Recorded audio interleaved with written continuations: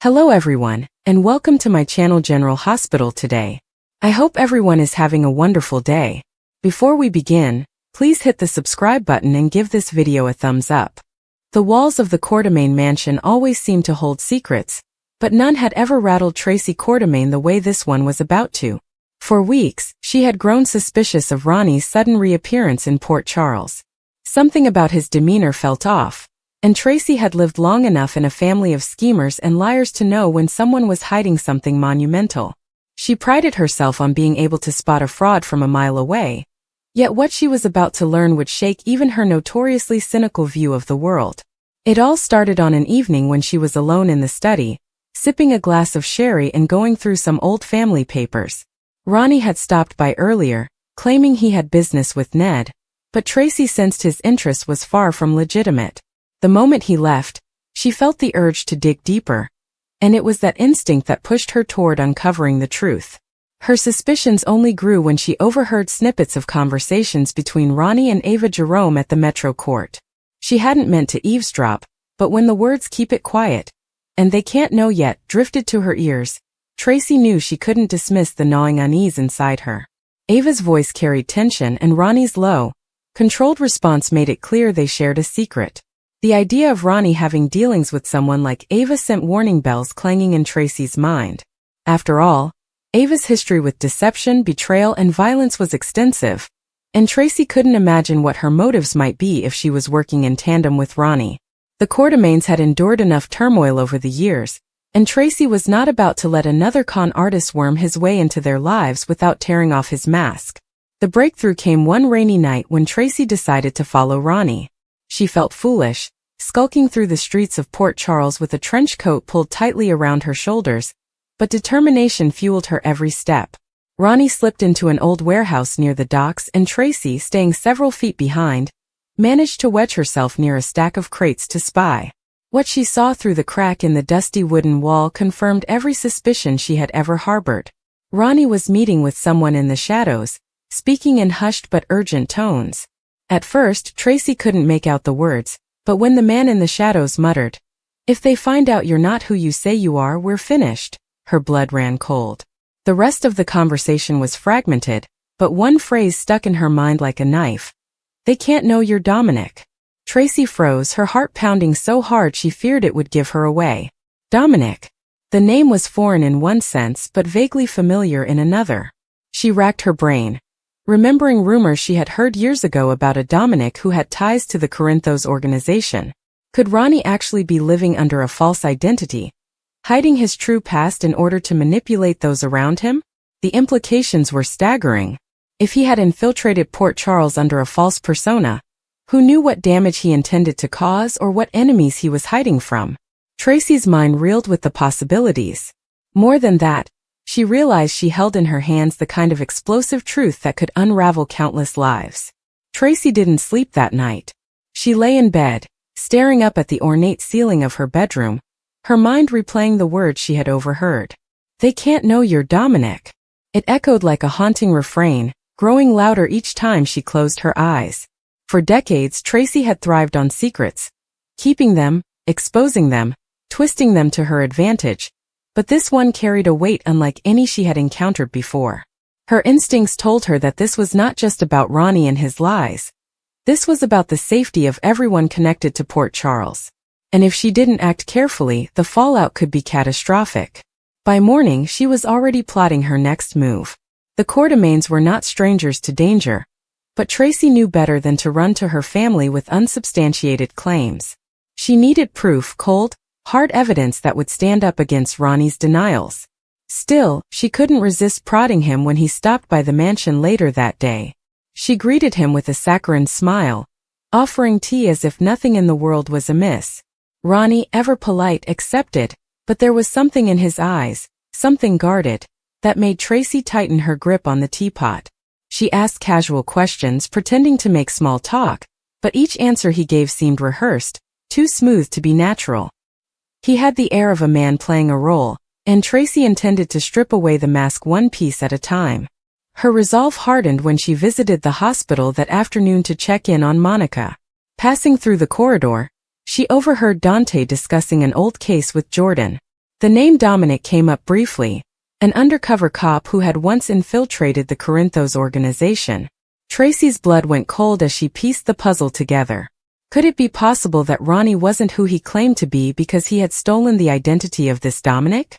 Or was there a deeper connection between the two men?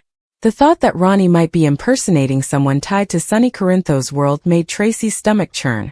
She knew too well that any association with Sonny's business usually spelled danger, betrayal, and violence. Unable to shake the paranoia, Tracy decided to confide in someone she trusted, Ned. But when she tried to bring it up at the mansion later that evening, she faltered. Ned dismissed her suspicions as paranoia, reminding her that she had a long history of distrusting anyone outside the family circle. "Mother, you've accused half the town of lying at one point or another," Ned said with a sigh. "Don't you think it's possible you're reading too much into this?" Tracy bristled at his words, but she didn't argue. She had no proof yet, only instinct, and she knew better than to push Ned when he was already stressed with the LQ drama.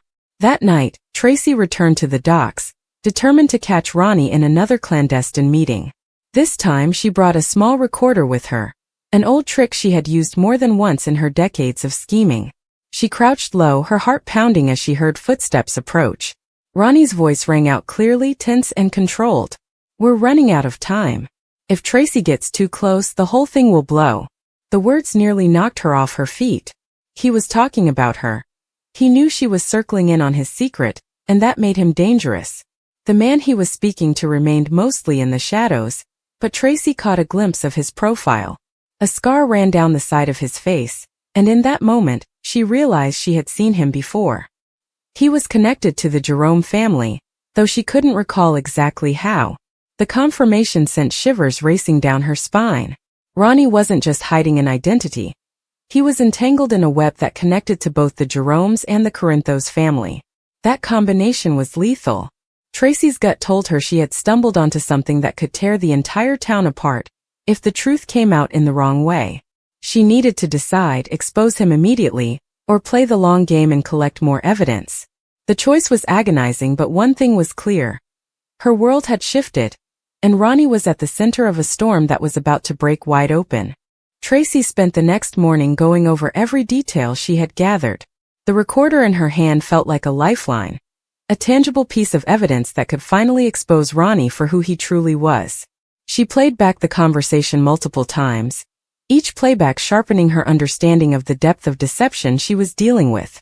Ronnie had been careful, calculated, and cautious, but even the most meticulous liar could be undone by someone as relentless as Tracy Quartermaine. She made mental notes of every phrase, every pause, every inflection. This was not just a man hiding his identity. This was a man living a lie so intricate that unraveling it would take both cunning and patience. Her thoughts turned to Sonny Corinthos. Tracy had always respected the power Sonny wielded in Port Charles, but she also knew that he had a short fuse when it came to people threatening his family. If Ronnie's true identity tied him to the Corinthos world in a dangerous way, Tracy realized she might be holding a ticking time bomb. One wrong move and Ronnie could find himself, or anyone associated with him, facing serious consequences. She knew she couldn't approach Sonny directly without proof, not when the man had such a reputation for decisiveness and ruthlessness. Every step had to be measured, every revelation carefully timed. Later that day, Tracy confronted her old instincts in a mirror, practicing the questions she would ask Ronnie the next time they met. How do you tell someone who has lived their entire life under one identity that the person they trusted is a complete fabrication? Tracy understood the moral complexity of her task. Ronnie was charming, persuasive, and had a knack for winning people over. But Tracy also knew that charm could not withstand the full force of truth when wielded by someone like her. She could almost see the look on his face, the subtle tightening around the eyes, the flicker of panic that only the guilty could betray. That evening she set a trap. She invited Ronnie to the mansion under the pretense of discussing a business proposition with the LQ. He arrived punctual as always, suave and courteous, and Tracy welcomed him with her trademark mixture of warmth and suspicion. "Ronnie," she began, carefully measuring her tone, "you've been awfully busy lately. I couldn't help but notice you've been running around the city at odd hours." Ronnie smiled, his charm effortless, but Tracy detected the slightest hesitation. That was all she needed. You've also been seen with certain individuals, she continued, sliding the recorder out from her coat pocket so that it was just barely visible. His smile faltered ever so slightly. Ronnie's eyes narrowed, but he didn't make a move to leave. Instead, he laughed lightly. Tracy, you always jump to conclusions. What are you insinuating? Tracy leaned in closer, her voice low and controlled. I'm insinuating that you are not who you say you are, she said, letting the words hang in the air. She could see his muscles tense as he considered his next move. He was playing for time, calculating his options. Tracy had been in this dance before. She knew how dangerous it could be. But she also knew that the right pressure could break even the strongest facade. The silence stretched thick and tense. Ronnie's gaze flickered to the recorder, and then back to Tracy. You don't know what you're talking about, he said finally, though the conviction in his voice lacked its usual assurance. Tracy held his stare, her own unwavering. I think I know exactly who you are, she countered. And I'm going to prove it. The statement hung in the room like a guillotine blade, a warning that the storm was only just beginning. Ronnie shifted slightly, but he was cornered at least for now. Tracy had set the stage, and soon, the truth that had been buried for so long would no longer remain in the shadows. Tracy didn't allow herself a moment of rest after confronting Ronnie. She knew that even a single misstep could allow him to slip through her fingers, and the more she thought about it, the more she realized how dangerous he truly was. Ronnie's charm had always been a weapon, and in Port Charles, where loyalties shifted as easily as the tides, it gave him an edge that could be deadly. She had to move cautiously but decisively. Every detail she had gathered, the warehouse conversation, the connections to Ava Jerome, the hints of a Dominic identity, had to be meticulously pieced together before anyone else could interfere. The stakes were high, and Tracy understood that the entire Quartermain family could be collateral damage if she acted recklessly. Her next step was to revisit the recorder. She played the conversation back over and over, pausing at each critical phrase, analyzing every nuance of voice and inflection. There was one line that stuck with her more than any other. If Tracy gets too close, the whole thing will blow. The implication was clear. Ronnie had identified her as a threat. That level of awareness meant he wasn't just hiding a past, he was actively protecting it. And if he was willing to go to such lengths to guard his secret, Tracy knew that uncovering the full truth would be far from easy. She needed allies, people who could help her gather intelligence and support her in case Ronnie tried to fight back. But trust in Port Charles was a fragile commodity. Choosing the wrong ally could be catastrophic. Tracy decided to reach out to someone who had always understood her instincts. Monica. She needed someone with calm judgment, someone who could temper her fiery impulses while helping her strategize. When Tracy arrived at the hospital, she found Monica in the garden, enjoying a rare moment of peace. Tracy wasted no time, recounting everything she had learned, from the warehouse encounter to the incriminating phrases recorded on her device. Monica listened carefully, her face a mask of concern and thoughtfulness. Tracy, she said finally, if what you're saying is true, we're dealing with someone who is not just lying about their identity. They've been planning this for a long time. You have to be careful. Tracy nodded, her resolve hardening. She wasn't about to back down. Ronnie had underestimated her, and that would be his mistake. That night, Tracy returned to the mansion, determined to review her plan. She spread out all the documents, photos, and recordings she had amassed, connecting the dots with meticulous care. The image that began to emerge was startling. Ronnie wasn't just hiding his past. He was embedded in a network of secrets that reached into some of the most dangerous families in Port Charles. The Jerome connection alone was enough to make her wary, but paired with the possible ties to the Corinthos world, it became clear that Ronnie's deception was far more extensive than anyone had suspected. Tracy felt a mix of fear and exhilaration. Fear for the potential danger surrounding her, but exhilaration at the power of the truth she now held. The following morning, she decided to test Ronnie's reactions further. She invited him once again to the mansion, this time under the pretense of a charity event discussion for ELQ.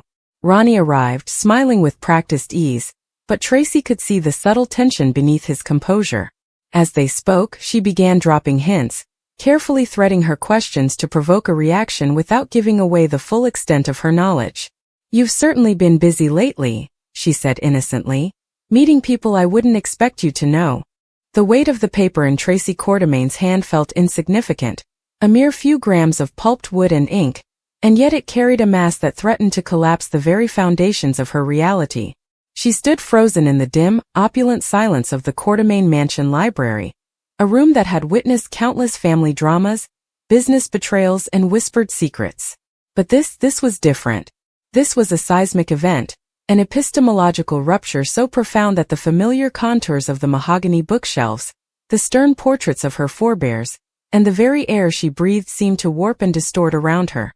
The document was a private investigator's report, one of many she had commissioned over the years, but this one, focused on the baffling resurgence of her long-dead husband Luke Spencer, had taken a detour into territory so bizarre she could never have anticipated it. And at the center of it all was the man she knew as Ronnie. OMG. The acronym, a silent, breathless utterance in her mind, was utterly inadequate, a relic of a simpler digital world that had no place in this moment of raw, analog shock. It was a thought that belonged to a different person, the Tracy Quartermain of 10 minutes ago, a woman who believed she understood the chessboard of Port Charles and the players upon it. That woman was gone, replaced by a trembling vessel of disbelief and dawning, horrifying comprehension. It had started, as so many things did in her life, with money. A series of inexplicable, minor financial discrepancies in one of the smaller Quartermain holdings, a charitable foundation she used as both a tax write-off and a pet project. The discrepancies were trivial, really the kind of thing a less meticulous CFO would have overlooked. But Tracy was a Quartermain to her bones, and Quartermains noticed when a single dollar was out of place. The trail, a convoluted path of shell companies and offshore accounts, was fiendishly clever. But her investigator was better. It didn't lead directly to a villain, but it did lead to a name that popped up as a minor signatory on a document. Ronan O'Malley. Ronnie. Her Ronnie.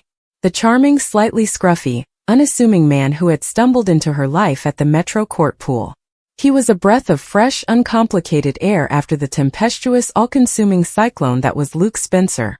Where Luke was brilliant, mercurial, and devastating, Ronnie was simple, predictable, and safe. He didn't play mind games. He didn't have a hidden agenda, or so she had believed. He was just Ronnie, a man with a fondness for bad puns, a questionable taste in Hawaiian shirts, and a seemingly genuine affection for her, Tracy Quartermain, the woman, not the Quartermain fortune. She had let her guard down. For the first time in decades, she had allowed herself to be simply happy, to enjoy the companionship of a man who asked for nothing but her time. She'd shared things with him, vulnerabilities about Luke, about her fears for the family, about the aching loneliness that persisted even in a house full of people. She had spoken, her voice laced with a pain that never fully faded, about the hole Luke's disappearance and presumed death had left in her world. And Ronnie had listened, his eyes soft with empathy, his hand covering hers in a gesture of simple, solid support. Now, holding the investigator's report, those moments of vulnerability felt like a grotesque performance in which she was the unwitting dupe. The paper detailed a life constructed with the care of a master forger. Ronan O'Malley had a birth certificate, a social security number, a credit history, but it was a facade. The investigator, a man named Jensen with a voice like gravel and a reputation for unearthing the unearthable, had dug deeper, past the digital veneer. He had found photographic evidence, grainy but unmistakable, from over 30 years ago. It showed a younger man with a head of dark, curly hair and an arrogant, almost cruel set to his jaw, standing next to a known associate of the Balkan crime syndicate that the Spencer family had famously warred with. The man in the photo was not Ronan O'Malley. He was Frank Smith. Frank Smith. The name was a ghost story in Port Charles, a specter from a blood-soaked past. He was the mob boss who had been a pivotal, dark figure in the early lives of Luke and Bobby Spencer. He was the man whose organization Luke had helped dismantle. He was Laura Spencer's first husband, the man who had held her in a gilded cage of fear and manipulation. He was, by all accounts, a monster. And he was also, according to official records, dead. But the report suggested otherwise. It suggested that Frank Smith had not died in that long-ago fire. It suggested he had gone deep underground, biding his time, rebuilding his empire in the shadows. And the most compelling piece of evidence, The thing that made Tracy's knees buckle and forced her to grip the edge of the desk for support was a contemporary photograph. It was a candid shot taken with a long lens of Ronnie without his signature baseball cap, his hair dyed, but his features, when subjected to facial recognition software and compared to aged progression models of the young Frank Smith, were a near-perfect match. Ronnie was Frank Smith, the man who had held her, who had made her laugh, who had listened to her mourn. Luke Spencer was the very architect of so much of Luke's and Laura's pain. He was the villain of their origin story, a walking, breathing monument to the darkest chapter of their lives. And he was here in her home, in her bed, in her confidence. A wave of nausea, hot and acrid, rose in her throat. The memories, once sweet, now curdled and twisted in her mind. His questions about Luke, had they been born of curiosity, or were they intelligence gathering? His easy acceptance of her family's chaos, was it the patience of a simple man, or the calculated patience of a predator observing his prey? His avoidance of certain social situations, his vague stories about his past, it all clicked into place with a series of sickening mental clicks. The safety she felt with him was an illusion, a spider's web of lies designed to make her feel secure before she was devoured. Why? The question screamed in her mind, a silent, desperate wail. Why her? Why now? Was it about the money? The Quartermain fortune was a glittering prize, but Frank Smith, if he was still the kingpin the report suggested, had access to fortunes that made hers look modest. Was it revenge? A decades-long plan to get back at Luke Spencer by infiltrating the life of his wife? But Luke was gone. Everyone believed he was dead. What was the point? Then a colder, more terrifying thought slithered into her consciousness. What if Luke wasn't dead? The idea was so audacious, so terrifyingly plausible, that it stole the air from her lungs. Luke's disappearance had been classic Luke, dramatic, unresolved, leaving a trail of questions and a void of certainty. What if Frank Smith knew something? What if this entire charade, this elaborate performance as Ronnie, was not about her at all, but about luring Luke out of hiding?